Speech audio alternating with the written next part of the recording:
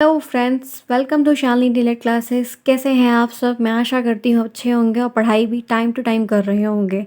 आपके कॉलेज भी टाइम से चलने लगेंगे, ऑफलाइन टीचिंग आपकी कंप्लीट होने वाली होगी, एग्ज़ाम भी टाइम पर होंगे। इसलिए अपने सिलेबस को फटाफट करके ख़त्म करिए ताकि आप एक टाइम पर रिवीजन करके एग्ज़ाम के लिए खुद को प्रिपेयर करिए। तो सबसे इम्पॉर्टेंट उसमें सब्जेक्ट जो है वो मैथ है, और 50 नंबर वाले पेपर बहुत इंपॉर्टेंट है क्योंकि वो स्कोरिंग सब्जेक्ट होते हैं और आपको नंबर दिलाते हैं और मैथ आपको पास करवाएगा। इसलिए मैथ को 2 से 3 घंटे प्रैक्टिस पे रोज़ लगाइए, वरना बहुत दिक्कत होगी। बैक लेना हो तो कोई बात नहीं, बैक नहीं लेनी है तो 2 से 3 घंटे मैक्सिमम लगवाइए। आज हम यहाँ पे 8th चैप्टर के बारे में फुल डिटेल में डिस्कस करेंगे। सीरीज से एक चैप्टर चल रहे हैं, अरेंज हुआ है प्लेलिस्ट में, आप वहाँ पे देख सकते हैं। जो चैप्टर पढ़ाए थे वो चैप्टर है और एक्सरसाइज हो रही। अभी सारा जैसे ख़त्म होगा वैसे हम ढेर सारे मल्टीपल क्वेश्चंस को करेंगे ताकि आपकी पूरी प्रैक्टिस मैथ्स पे होती रहे। मैथ पे आपको मेनली फोकस करके चलना है क्योंकि सबसे ज़्यादा दिक्कत इसी सब्जेक्ट में होती है। ये रही बात की बात। चलिए देखते हैं आज का टॉपिक क्या है। ये आप शालिनी डिलेट क्लास बने हुए हैं, लाइक शेयर सब्सक्राइब बिल्कुल ना भूलें, बहुत इंपॉर्टेंट है। और मैथ बहुत फोकस से साथ करिए, अच्छे से एक एक चीज़ को बारीकी से बता रही हूँ। यहाँ पे हम 8 चैप्टर में डिटेल में डिस्कस करेंगे सजाती विजाती कर जो बीजगणित के क्वेश्चंस हैं, जिसमें हमें जोड़ घटाना सीखना है। अलजेब्रा के क्वेश्चंस हैं, हमें इसमें नॉर्मली क्वेश्चंस आएंगे, बहुत टफ क्वेश्चन नहीं, बेसिक क्वेश्चंस हैं, बहुत ईजिली हम इसको कर लेंगे। चलिए देखते हैं पहला क्वेश्चन मैंने यहाँ पर क्या लिया हुआ है। यहाँ पे कुछ बातें हैं जो आपको जानना पहले ज़रूरी, वो समझते हैं। सजातीय व्यंजक, होमोजेनस एक्सप्रेशन, ये क्या होता है? इसको जब समझ जाएंगे तो क्वेश्चंस करने में और आसानी होगी।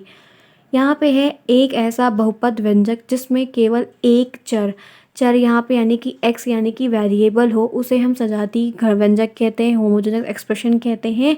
कि जो बहुपद दिया रहता है, ये जैसे ये बहुपद दिया हुआ है, ठीक है, एक्सप्रेशन दिया हुआ है, इसमें एक केवल एक चर हो। एक चर का मतलब यहाँ पे देखिए सिर्फ x है, सिर्फ एक ही है ना, x यहाँ पे भी, x यहाँ पे, वेरिएबल जो है वो x वेरिएबल है, y नहीं है। यहाँ पे अगर y भी होता तो गलत होता, ये बात फिर गलत हो जाती। लेकिन यहाँ पे सजातीय व्यंजक की बात कही गई है तो वो ऐसा, वहाँ इसकी यहाँ पे सजातीय व्यंजक की बात कही है तो सजातीय व्यंजक क्या होता है? एक ऐसा बहुपद व्यंजक होता है जिसमें केवल एक चर होता है, उसको हम सजातीय व्यंजक कहते हैं। तो राइट एग्जाम्पल आपका यहाँ पे 5x² + 3x - 7। यहाँ पे आप देख सकते हैं एक चर है, एक वेरिएबल, तो ये क्या है? सजातीय व्यंजक का डेफिनीशन है और उसका एग्जाम्पल आपको ये 2 नंबर में पूछ लेगा। इंपॉर्टेंट है, मैथ में कभी कभी थ्योरी भी आती है, ऐसा मत सोचिएगा नहीं है। अगर थ्योरी नहीं आएगी तो आपको सजातीय व्यंजक पहचानने के लिए ऐसे आपको एक ऑप्शन दे देगा, फिर आपको एक पेयर का ऑप्शन और दे देगा। आपको जब डेफिनीशन पता रहे तभी आप टिक करके ऑब्जेक्टिव में आएगा। कोशिश ये रहे कि 5 नंबर के जो ऑब्जेक्टिव आते हैं वो गलत ना होने पाए। 12 नंबर पासिंग है आपका, 5 ऐसे सही हो जाएंगे और अगर ओवरऑल सही हो जाएगा तो आपका अच्छा नंबर बन जाएगा, आप पास हो जाएंगे। मैथ में बहुत बैक लगती है, इसीलिए मैं बार बार फोकस कर रही हूँ कि चीज़ों को आप समझिए। तो मैंने आपको क्वेश्चन के तरीके बता दिए कि या तो थ्योरी पूछ लेगा या तो आपको उदाहरण पूछ लेगा ऑब्जेक्टिव वाले में। ठीक है, बात आगे देखते हैं नेक्स्ट क्या है। इसी तरह यहाँ पे विजातीय व्यंजक है, दोनों एक दूसरे का अपोजिट है, समझना बहुत ज़रूरी, इसीलिए मैंने यहाँ पे क्वेश्चंस करने से पहले आपको बताना ज़रूरी समझा। विजातीय व्यंजक है ऐसे बहुपदी व्यंजक जिनमें अलग अलग चर होते हैं। क्या होते हैं? अलग अलग चर होते हैं, चर हैं दोनों में लेकिन यहाँ पे कैसे हैं? अलग अलग है, डिफरेंट है। उन्हें हम विजातीय व्यंजक कहते हैं, हेट्रोजेनस एक्सप्रेशंस कहते हैं। सजातीय व्यंजक को हम होमोजेनस कहते हैं। होमोजेनस का मतलब सेम होता है, एक ही जैसा। हेट्रो का मतलब अलग होता है, उसकी हिंदी मीनिंग विजातीय होती है। ठीक है, यहाँ तक कोई प्रॉब्लम नहीं। अब इसका आप उदाहरण देखिए उदाहरण में क्या दिया जिसमें अलग अलग चर होते हैं। राइट एग्जाम्पल यहाँ पे है 9x + 7 एंड तथा यानी कि एंड 18y + 13। तो यहाँ पे देखिए x वेरिएबल यूज़ हो रहा है और यहाँ पे y वेरिएबल यूज़ हो रहा है, दिख रहा है। 9x + 7 अलग वेरिएबल है, अलग चर है, और 18y + 3 अलग वेरिएबल है, तो दोनों में वेरिएबल डिफर है। यही कह रहा है कि एक ही व्यंजन में, एक ही व्यंजक में है, एक ही एक्सप्रेशन में है, लेकिन दोनों अलग अलग है। तो इसलिए ये क्या है? ये विजातीय व्यंजक है। आपको डेफिनेशन पूछ लेगा 2 नंबर वाले में, अदरवाइज आपको उदाहरण पूछ लेगा ऑब्जेक्टिव में। आपको ये चीज़ पता होगी तभी आप इसका राइट आंसर टिक करते हैं, अपना नंबर लेके आगे बढ़ते हैं। ठीक है, बात नेक्स्ट देखते हैं। अब यहाँ पे क्वेश्चन शुरू होता है, क्वेश्चंस की एक सेट। पहला क्वेश्चन मैंने लिया है, राम के पास x रुपए है, उसके पिताजी ने उसे 5 रुपए और दे दिए, तो उसके पास कितने रुपए होंगे? बहुत आसान सा क्वेश्चन है। एक बच्चा है राम, उसके पास x रुपए है, ठीक, उसके पास कितना रुपए है? x रुपए। उसके फादर ने उसको 5 रुपया और दे दिया, तो 5 रुपये और दे दिया। तो अब आपसे पूछ रहा है कि उसके पास कितने रुपए, किसके पास? राम के पास कितने रुपए होंगे? तो बहुत बेसिक सा है, अगर आपके पास 1 रुपया, आपके पापा ने आपको 5 रुपये और दे दिया, तो ज़ाहिर सी बात है कि उसमें बढ़ गया ना, जोड़ना होगा ना। अब आपके यहाँ पे पूछ रहा है कितने रुपए होंगे, तो आप इसको सोच लेंगे। खुद एग्जांपल दे, आपके पापा ने आपको 5 रुपये और दिए, 1 रुपये पहले से था, तो दोनों को आप जोड़ देंगे, कितना हो गया, 6 रुपये आपका अल्टीमेटली हो गया। तो वही चीज़ यहाँ पर भी है कि राम के पास x रुपये पहले से थे और उसके पापा ने उसको 5 रुपये और दे दिया। अब पूछ रहा है कि राम के पास कितने रुपए हैं, तो राम के पास x+5। इसका राइट आंसर जो है x+5 होगा। कैसे? क्योंकि राम के x रुपये उसके पास थे, 5 रुपये उसके पिताजी ने और दे दी, इस तरह से x+5 रुपये होंगे। राइट आंसर इसका क्या होगा? x+5। आपको ऐसे दे देगा, नंबर में, शब्दों में प्रश्न दे देगा आपको, और आपको ऐसे सॉल्व करना होगा, या तो आपको ऐसे दे देगा और आपको बताना होगा। इसी तरह नेक्स्ट प्रश्न आपके सामने यहाँ पर है, इम्पॉर्टेंट है। 9x+7y में से 3x+4y को घटाना है। आपको जो घटाना रहेगा या जोड़ना रहेगा वो आपको बताया जाएगा, आपको उसमें क्या करना है एग्जैक्ट। यहाँ पे दिया है 9x-7y से 3x+4y को घटाना है, ठीक। अब यहाँ पे आप लिखेंगे 9x-7y, फिर आप उसके नीचे लिखेंगे 3x+4y। इसको हम ऐसे नहीं घटा सकते हैं, ठीक है। अगर आप ऐसे घटा देंगे तो यहाँ पे आपका आंसर जो आएगा वो गलत आएगा। इसको घटाने का एक तरीका होता है, जो ये अलजेब्रिक एक्सप्रेशंस घटाए जाते हैं। देखिए, आप इसमें सिंबल को चेंज किया जाता है। ऐसा रूल होता है कि आप सिंबल को चेंज करते हैं, प्लस के नीचे माइनस लगा देंगे और माइनस के नीचे प्लस लगा देंगे, ऐसा रूल है। एक अपोजिट सिंबल लगता है, जैसे यहाँ पे प्लस दिया है तो आपने यहाँ पे माइनस लगाएंगे, यहाँ पे भी प्लस होता है इसलिए आप माइनस लगाएंगे। इसीलिए यहाँ पे दोनों जगह पे, इसीलिए यहाँ पे माइनस लगा हुआ है, ठीक है। आपको ये दिख रहा है, इसीलिए दोनों जगह पे यहाँ पे माइनस लगा हुआ है। अब आप ये जो बीच वाला सिंबल, उससे कोई मतलब नहीं, ऊपर और नीचे के जो है उससे आप फर्क देखेंगे। तो यहाँ पे -7y है, नीचे भी माइनस है, तो माइनस माइनस क्या होता है, मैंने आपको पहले बताया, माइनस माइनस प्लस होता है। आप इन दोनों को ऐड करेंगे, 7×4=11 होता है, तो यहाँ पे 11y आ गया। 7 बड़ा है, -7 बड़ा है, इसलिए यहाँ पे माइनस का सिंबल रहेगा, ठीक है।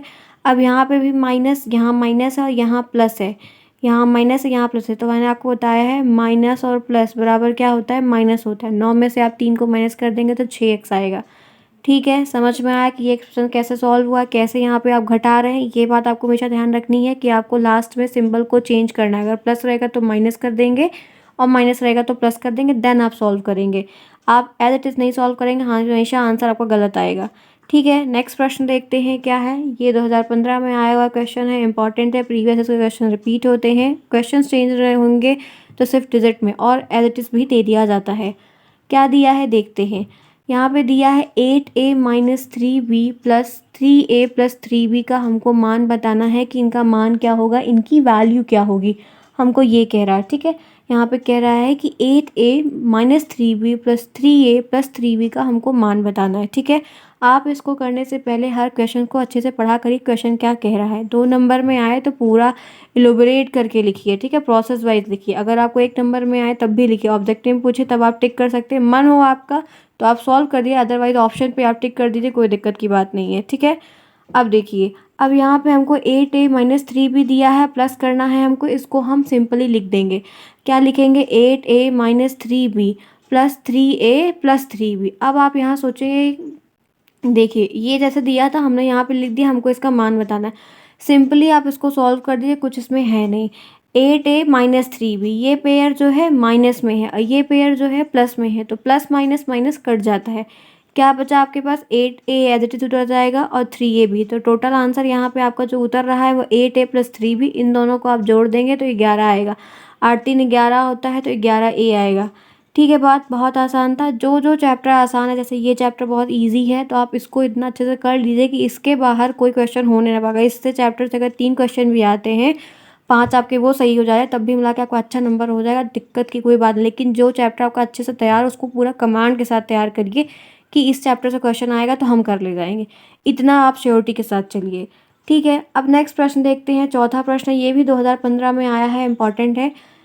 x+y+z माइनस x-y+z, हमको इसका मान बताना है। हमको 2 सेट दिया हुआ एक्सप्रेशन का, x+y+z, बीच में माइनस है, x-y+z, हमको इसका मान बताना है। तो देखिए इसका राइट आंसर क्या निकल कर आ रहा है, x+y+z एक ब्रैकेट में है, माइनस का सिंबल लगा है, यहाँ पे दिया है x-y+z और नीचे आप एज इट इज उसको वही उतार देंगे। अब आप देखिए अभी तक आपने जो ऊपर दिया था वही उतार दिया। अब नेक्स्ट आप यहाँ पे लिख रहे हैं इज इक्वल टू लिखेंगे x plus y plus z minus x plus y minus Z.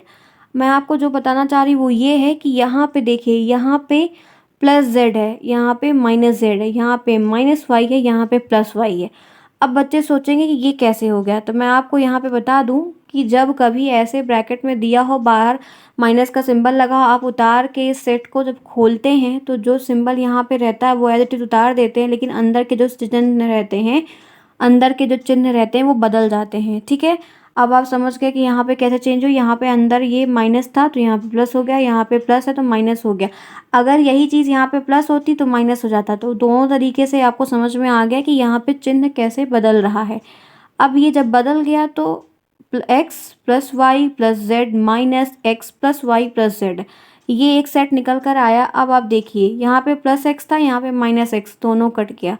यहाँ पे प्लस जेड था, यहाँ पे माइनस जेड था, ये दोनों कट गया। आपके पास क्या बचा, एक वाई ये बचा, एक वाई ये बचा है, तो दोनों मिलाकर 2 वाई हो गया। राइट आंसर आपका 2 वाई है। 2015 में आया, बहुत अच्छा क्वेश्चन है, कोई दिक्कत नहीं होनी चाहिए। आगे बढ़ते हैं नेक्स्ट क्वेश्चन की तरफ। SDC शालिनी डिलीट क्लासेस, आगे देखते हैं। नेक्स्ट है यहाँ पर 7th क्वेश्चन आज का है, 2016 में आया है, इंपॉर्टेंट है, ध्यान रखिएगा फोकस के साथ। PDF आपको डिस्क्रिप्शन बॉक्स में, कमेंट बॉक्स में मिल जाएगा, वहाँ से आप लेके नोट्स को बना सकते हैं। दिया है 20 plus curly bracket 9 minus 5 minus bracket 6 minus 4 छोटा ब्रैकेट फिर कर्ली ब्रैकेट। ये हमको एक सिंप्लीफिकेशन दिया है, इसको हमको सिंप्लीफाई करना है। बहुत आसान है, इसके लिए मैंने आपको एक तरीका बताया, याद रखिएगा। BODMAS BODMAS, B for bracket, O for of, D for division, M for multiplication, A for addition, S for subtraction. BODMAS, ये रूल आपको सिंप्लीफिकेशन में हमेशा सरलीकरण लिखा रहता है हिंदी में, उसको सॉल्व करने के लिए आएगा, तो ये रूल आपको अप्लाई करना है।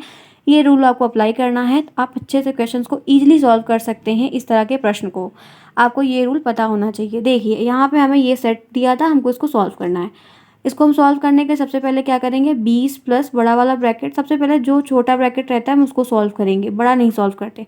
अब 6 में से आप 4 को माइनस करेंगे तो क्या आएगा, 2 आएगा। यहाँ पे आप क्या लगेंगे, बड़ा ब्रैकेट लगाएंगे, 9 लिखेंगे, माइनस 5 वही उतार देंगे, माइनस यहाँ लगा था, हमने यहाँ पे माइनस लिख दिया है, फिर हम यहाँ पे क्या लिखेंगे, 2 लिखेंगे। ठीक है, तो यहाँ पे 2 आ गया। कोई दिक्कत, कोई डाउट हो तो कमेंट के थ्रू पूछ सकते हैं। यहाँ पे एक्सप्रेशन क्या बना, 20 प्लस बड़ा वाला ब्रैकेट करली ब्रैकेट 9 माइनस 5 माइनस 2। अब आप 5 में से 2 को माइनस करेंगे। अब आप यहाँ पे -5 और -2 को जब ऐड करेंगे तो क्या आएगा, क्योंकि ये माइनस और माइनस, मैंने आपको बताया है माइनस माइनस बराबर क्या होता है, प्लस होता है। तो यहाँ पे -5 -2 है, जब इन दोनों को सॉल्व करेंगे तो 7 आएगा। ठीक है, अब यहाँ पे एक्सप्रेशन क्या बनेगा, 20 प्लस कर्ली ब्रैकेट 9 माइनस 7। अब आप 9 में से जब 7 को माइनस करेंगे, 9 में से आप 7 को माइनस करेंगे तो यहाँ पे 2 आएगा। ये आपका आंसर यहाँ पे 2 आ रहा है। अब आप नेक्स्ट आप क्या करेंगे, 20 प्लस 2, इन दोनों को जब ऐड कर देंगे तो यहाँ पे राइट आंसर आपका 22 आ जाएगा। ये एक्सप्रेशन सॉल्व होगा तो इसका राइट आंसर 22 होगा। कोई डाउट की बात नहीं होनी चाहिए, बहुत आसान है, बहुत ही सिंपल था, कोई दिक्कत की बात नहीं थी। एक बार मैं आपको फिर समझा दूँ, बहुत सिंपल सा दिया हुआ है। बॉड मास का रूल आपको जानना होगा। सबसे पहले हम छोटा ब्रैकेट सॉल्व करेंगे, 20 एज उतार देंगे, 6 में से आप 4 को माइनस करेंगे, 2 आएगा। 9 माइनस 5 माइनस 2, यहाँ पे -5 है -2 है, दोनों को ऐड करेंगे 7 आएगा, क्योंकि माइनस माइनस बराबर प्लस होता है, ये रूल आप जानते हैं। 9 में से आप 7 को माइनस करेंगे, 2 आएगा, 20 प्लस 2 करेंगे 22 आएगा। राइट आंसर 22 होगा। आगे बढ़ते हैं, नेक्स्ट क्वेश्चन देखते हैं। 8th क्वेश्चन आपके सामने है, 2016 में आया है, इंपॉर्टेंट है, B focus on this question. Rohit के पास 4x माइनस 3y, रोहित के पास 4x minus 3y plus 7z, ये 7 है, 7z आम है। रोहित एक बच्चा है, उसके पास 4x minus 3y minus 4x minus 3y plus 7z आम है। क्या है, मैंगो है। उसमें से -2x minus 3y plus 7z आम अपने भाई को दे दिया। अब उसके पास कितने आम बचे, 2 लोग हैं, एक रोहित है और एक रोहित का भाई है। रोहित के पास कितने आम है, ये आपको क्वेश्चन में बताया है कि 4x minus 3y plus 7z आम है, जिसमें से रोहित ने -2x minus 3y plus 7z आम जो है अपने भाई को दे दिए। तो अब रोहित के पास कितने आम बचे। बहुत सिंपल सा, बहुत अच्छा सा क्वेश्चन है। कभी अगर एक आपके पास हिस्सा है, उस हिस्से में से आपको कुछ मांगा जाए जिसका मतलब उसमें से कम हुआ, कम की जब कहीं बात आती है तो इसका मतलब आपको उसमें से घटाना है, घटाने की बात चल रही, कम होएगा। कोई चीज़ आप किसी को दे देंगे तो चीज़ कम हो जाएगी ना, कोई बड़ा सा टुकड़ा आप उसमें से और छोटा टुकड़ा कर देंगे तो वो चीज़ कम हो जाएगी, वो हिस्सा कम हो जाएगा। तो कम का मतलब वहाँ पे घटाना होता है। आपको क्वेश्चन समझना होगा कि आपको इसमें से क्या करना है, जोड़ करना है, घटाना करना है। ये एक्सप्रेशन बहुत अच्छे होते हैं, इनको समझना होगा। तो आप किसी में से कुछ कम कर देंगे, दे देंगे तो कम हो जाएगा, यानी कि घट गया वो चीज़। तो आपके रोहित के पास उतने आम थे, उसमें से उतना भाई को दे दिया तो कितने आम बचे। अब देखिए ये एक्सप्रेशन के फॉर्म में दिया है तो कैसे दिया है और कैसे हम इसको सॉल्व करेंगे। यहाँ पे क्या दिया है, 4x minus 3y plus 7z minus minus 2x minus 3y plus 7z। ठीक है, ये आम था, इसने अपने भाई को इतना दे दिया, अब कितना बचा। आप इसको सिंप्लीफाई करके लिख देंगे 4x plus 3y plus 7z, हूबहू वैसे ही। यहाँ पे आपको माइनस करना है, क्यों माइनस करना, क्योंकि कम हो गया, आपने उसमें से दे दिया। तो यहाँ पे सिंबल चेंज हो जाएगा, ये प्लस हो जाएगा, ब्रैकेट इसका यहाँ पे हो जाएगा 2x plus 3y minus 7z। ये ब्रैकेट खुला तो इसका सिंबल चेंज हो गया, प्लस था माइनस हो गया, माइनस था प्लस हो गया। ठीक है, ये मैंने आपको फर्दर क्वेश्चन में बताया, इसे बताने की कोई बात नहीं, बहुत सिंपल है।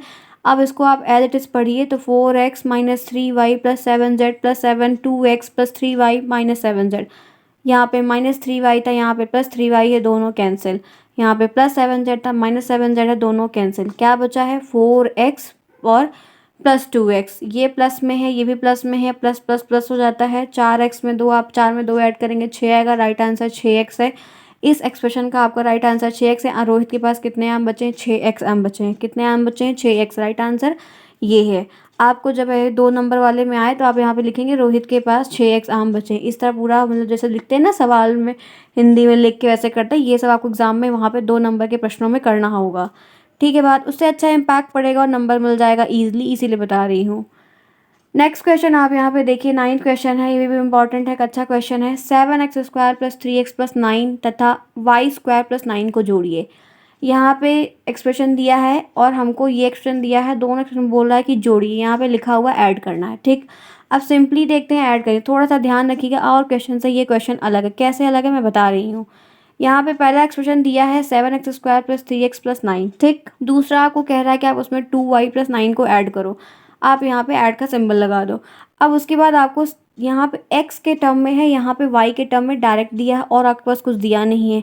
हम हमेशा क्या कहते हैं, वेरिएबल के नीचे वेरिएबल को लिखते हैं, गलत नहीं कर सकते हैं आप कभी भी। अगर इस 9 को उठा के यहाँ ले आके लिख देंगे, उसके बाद y यहाँ कर देंगे और ऐड करेंगे, हमेशा गलत आएगा। इस बात को ध्यान रखिएगा कि वेरिएबल के नीचे वेरिएबल एज इट इज उतरता है। अगर यहाँ पे x है तो इसके नीचे x का ही पेयर होगा, यहाँ पे जैसे y है तो इसके ऊपर y ही होगा।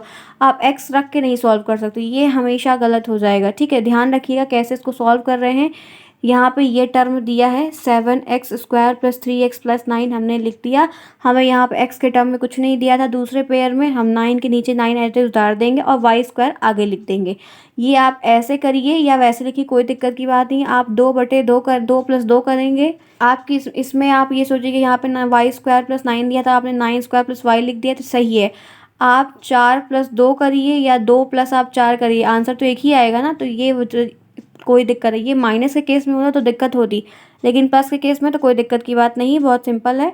आप फिर क्या करिए, जब आपके वेरिएबल्स बराबर होंगे तो ऐड कर दिए, तो वाई स्क्वायर उतर जाएगा, इन दोनों को ऐड करेंगे 18 आएगा, 3 भी उतर जाएगा, ऐसे 7x स्क्वायर उतर जाएगा। ये इसका राइट आंसर हो गया। लेकिन कभी कभी हम इसका राइट आंसर आपको इस तरह देखने को मिल सकता है, एक सीरियल में लिखते हैं। तो 7x स्क्वायर हो जाएगा वेरिएबल, फिर वाई स्क्वायर कर देंगे, फिर 3x प्लस 18।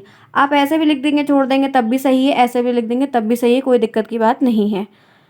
आई होप आपको वीडियो पसंद आ रहा होगा। कोई दिक्कत हो तो आप कमेंट के थ्रू पूछ सकते हैं, मैं उसको दूर करने की पूरी कोशिश करूंगी। आगे देखते हैं नेक्स्ट क्या है। 10th क्वेश्चन आपके सामने ये रहा, व्यंजक 3x square plus 2x plus 6 में से 3y स्क्वायर प्लस 2y को घटाना है।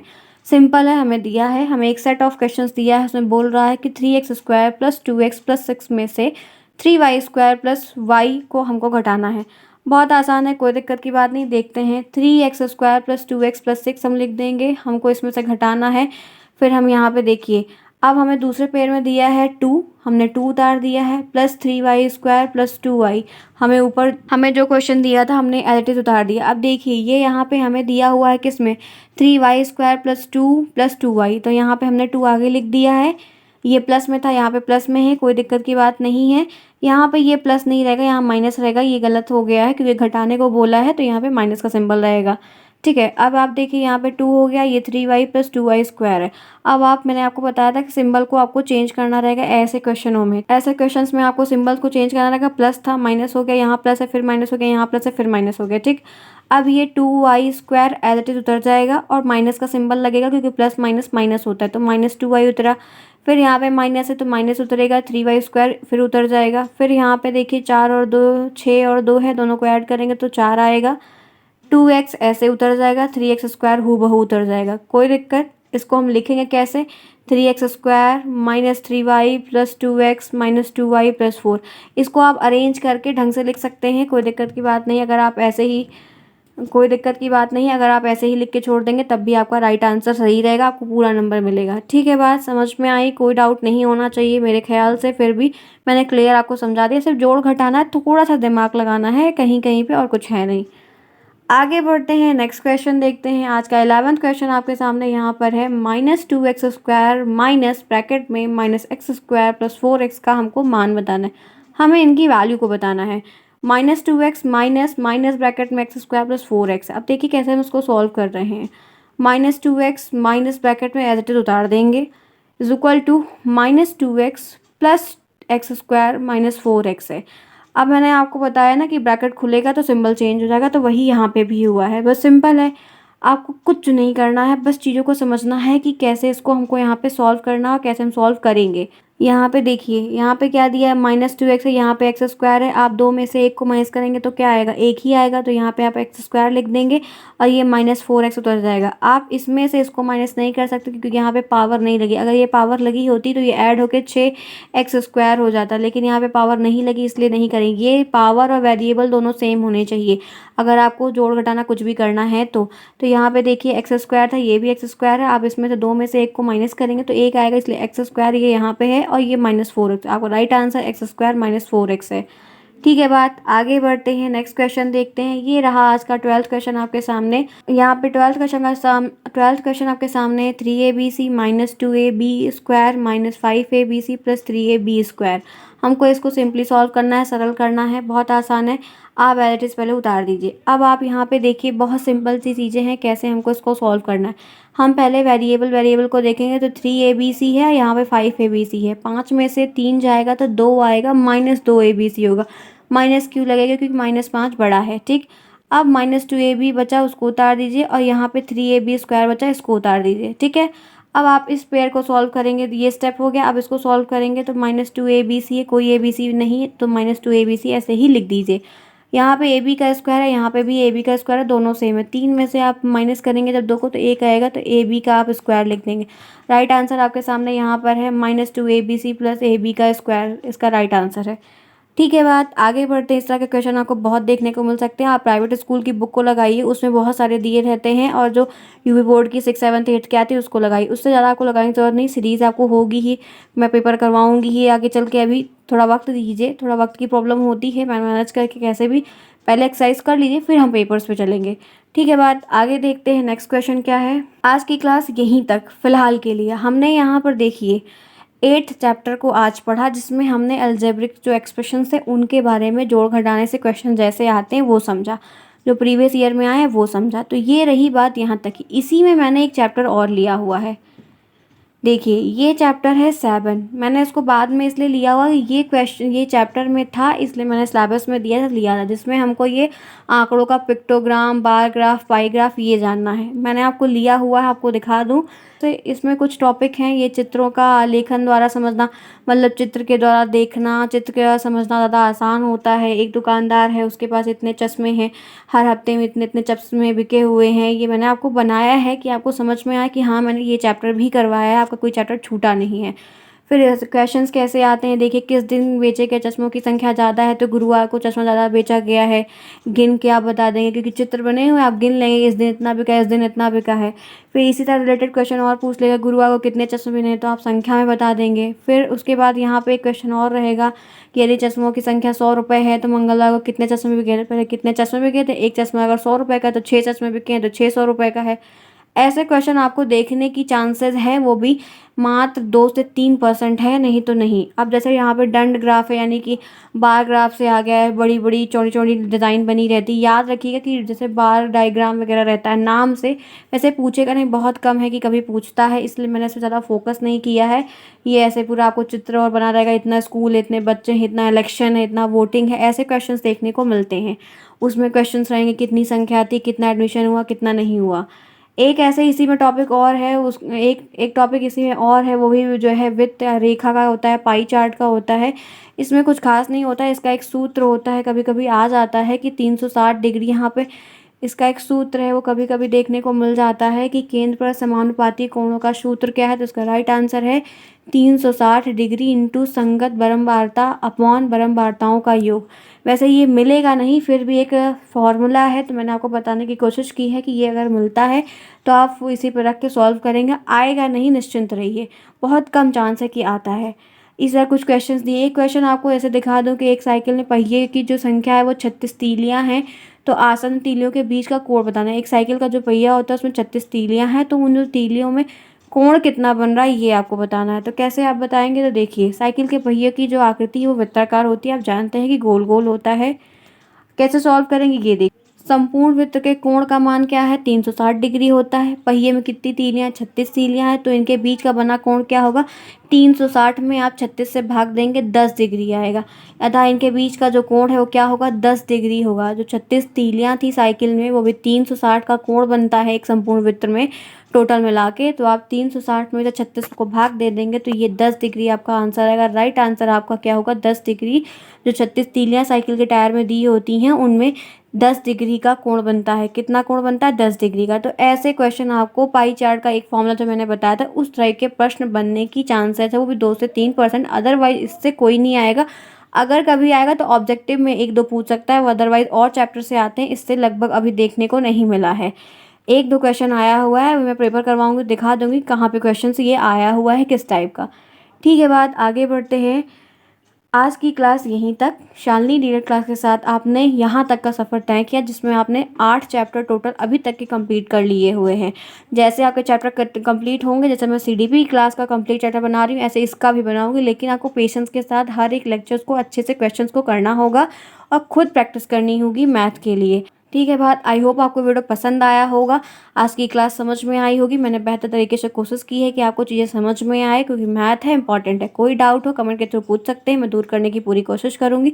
अभी मैं एक बार जब मल्टीपल क्वेश्चंस को करवाऊँगी हर चैप्टर से मिला के, तब आपकी जो प्रॉब्लम रहेगी वो मैंने कमेंट में देखे हैं कि इसको क्या प्रॉब्लम है, वो क्वेश्चन रिलेटेड वो पॉइंट मैं वहाँ पर सॉल्व करवा दूँगी। ये दिक्कत बच्चों की सॉल्व हो जाएगी, इसलिए आप निश्चिंत रहिए, कोई दिक्कत की बात नहीं है। इसी तरह हम फर्दर वीडियो में मिलेंगे, तब तक के लिए take care and thanks for watching.